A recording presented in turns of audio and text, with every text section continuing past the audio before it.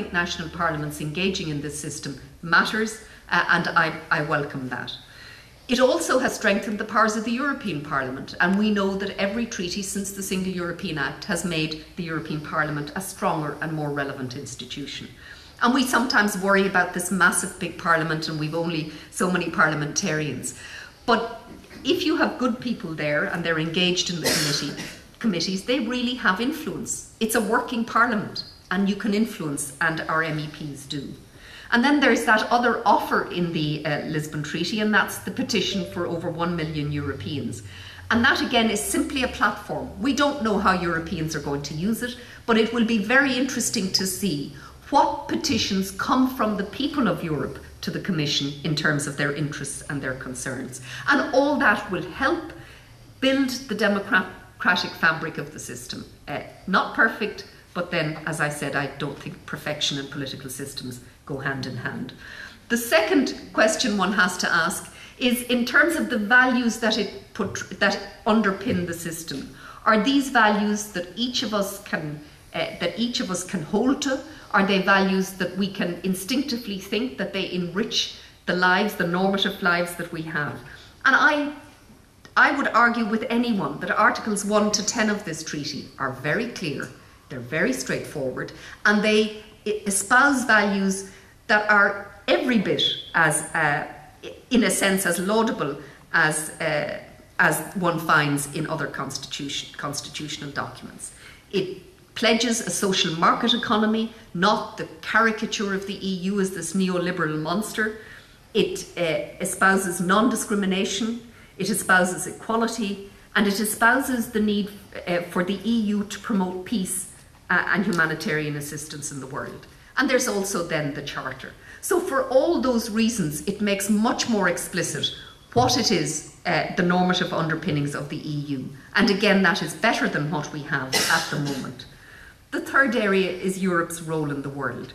And here I think, and it's the issues at stake here are not just Ireland and the EU, but the real big issue, the headline issue for the EU and for Europeans in general, is how and in what way will Europe exercise power in a world that is rapidly changing, that there are new and very dynamic power centres emerging, and Europe better hang together in the international system or it won't have voice. And I say this not just for a small country like Ireland, but I think that is as important for the United Kingdom, for France and for Germany. They are not big states in the world we live in today, given the power balances and the BRICS and the emerging international system.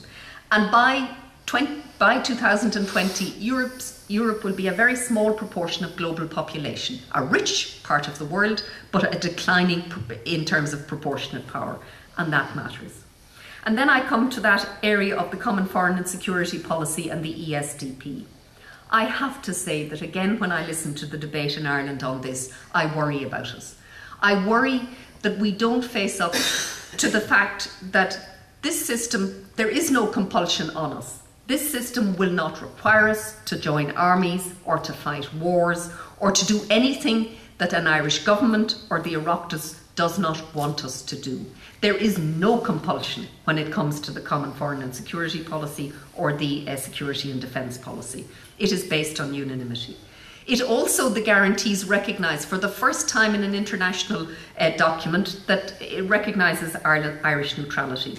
Our constitution doesn't, but this guarantee does. And then I hear that the European Defence Agency is an agency that is there to promote the armaments industry, that is there to promote imperial wars in the world. Can I say that the only programme Ireland has signed up to in the European Defence Agency is a programme that is designed to develop technology to protect peacekeepers. And here there is a very real moral question for those who oppose the ESDP. And that is, they are prepared to send Irish troops to help vulnerable people in vulnerable parts of the world without giving them the equipment to do so. And what really worries me when I listen to the armchair opponents of this is that it's not their lives are at stake and it's not they're being sent to Chad to fight for very vulnerable people to protect very vulnerable people. There were 400,000 refugees in Chad, and an Irish army commander was responsible for E4. And yet when I listen, somehow or other, he and his colleagues are supposed to have been involved in some sort of imperial exercise to support French colonial policy. We have responsibilities, and we have a very honourable tradition as a people in the world when it comes to peacekeeping. But the only way we can be really effective in peacekeeping from now on, and in all that goes with it, is by acting not just through the EU, but with the UN through the EU. And Ban Ki-moon in his visit to Dublin showed that very clearly. The other area, are the institutional rules fair? Is Ireland's position being weakened in the system? And again, we can look at the posters where people say Germany 17%, Ireland 0.8%. That's a fact. Germany is 17% of the EU population and Ireland is 0.8% of the population. But that bears no relationship to the way the Council votes. 15 countries must agree. Ireland won, Germany won, Brazil, or sorry, football is in my head. Malta won and whatever. But Ireland has one voice, one vote, one of the 15, and then you do a population check. And you do a population check because it is possible for 15 countries to represent only 30% of the EU population. And that's not democratic. You must have a population check. But then the next question is, do we vote that often in the Council when the Minister is there and when our representatives are there? And the irony is that last year, 2008, in the Council of Ministers, there were 199 votes.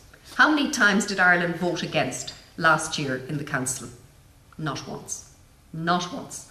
Not once was the government unable to find a winnable solution to the issues that they had about a piece of European law.